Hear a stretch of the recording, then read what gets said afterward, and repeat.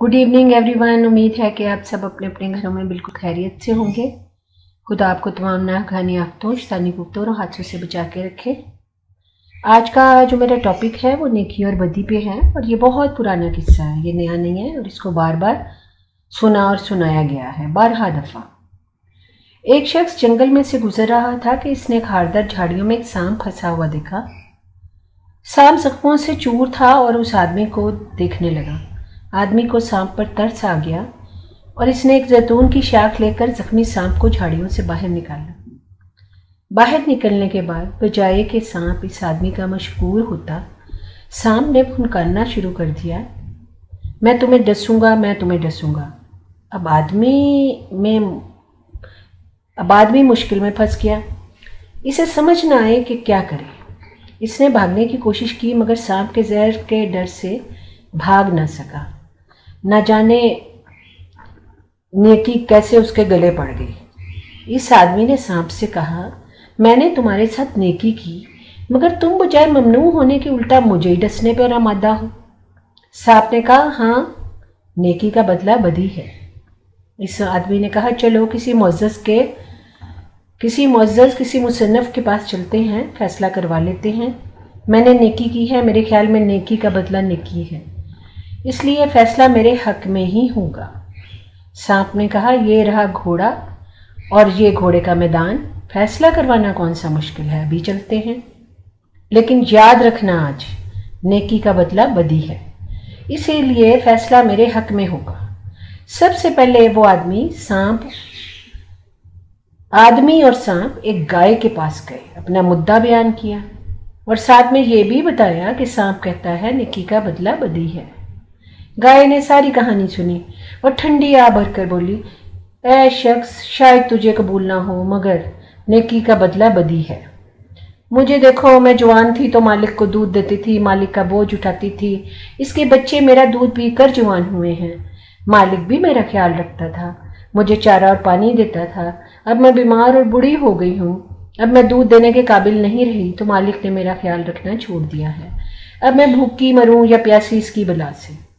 यह सुनकर सांप खुशी से फुनकारने लगा, मैं तुम्हें डसूंगा, मैं तुम्हें डसूंगा।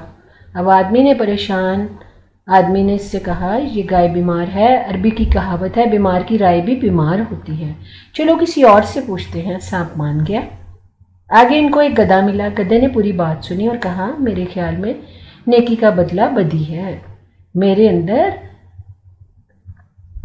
अंदर दम था, मेरा मालिक दिन रात मुझ पर सवार रहता था।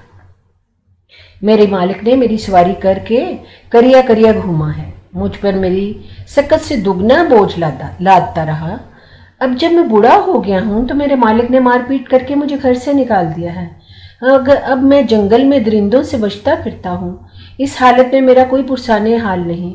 सांप ये बात सुनकर आदमी को डसने ही लगा तो आदमी ने मिन्नत समाजत करके सांप से कहा, मुझे एक मौका और दे दो। गधे में कहाँ की अकल जो इसने फैसला करवाने चले आए, किसी दाना के पास चलते हैं।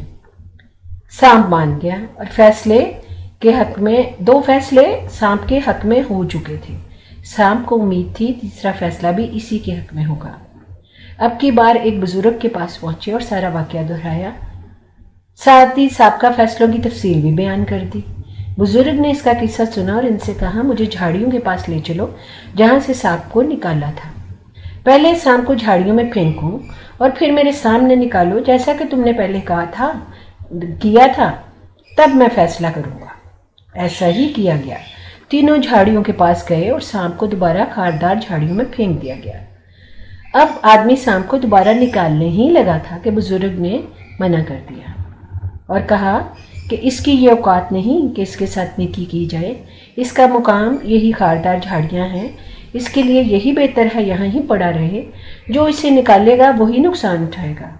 अशरों से हमारा वास्ता भी कई तरह के सांपों से है। कुछ आस्तीन के सांप, कई मजहब के नाम पर लूट मार करने वाले सांप, कुछ खून चूसने वाले सांप, कुछ रंगबाज सांप, कई खानदानी सांप हैं जो नस्ल दर नस्ल जहर फूंक रहे हैं। और हमने ही इन झाड़ियों में रहने वालों को ये तौफीक दी है कि वो हमारे साथ ये इस तरह कर सकें। इन सांपों ने अपने घोंसलों को डस डस कर झाड़ियों में फेंक दिया है और खुद महल खड़े कर लिए हैं। ये सांप कई तरीके से डसते हैं, कभी लीडरी के नाम पर, कभी सियासत के नाम पर, कभी रहबरी के नाम पर। लेकिन इन सांपों का असल मुकाम खारदार झाड़ियाँ हैं। कभी गाय और गधे को मुसन्नफ ना चुने, अपने फैसले इन लोगों के हाथों में दें जो दाना और बुजुर्ग हों। सुनने के लिए शुक्रिया। Take care. अल्लाह हाफिज़। मेरे चैनल को सब्सक्राइब करें, लाइक करें और अपना फीडबैक दें और बेल आइकॉन दबाना ना भूलें। Thank you.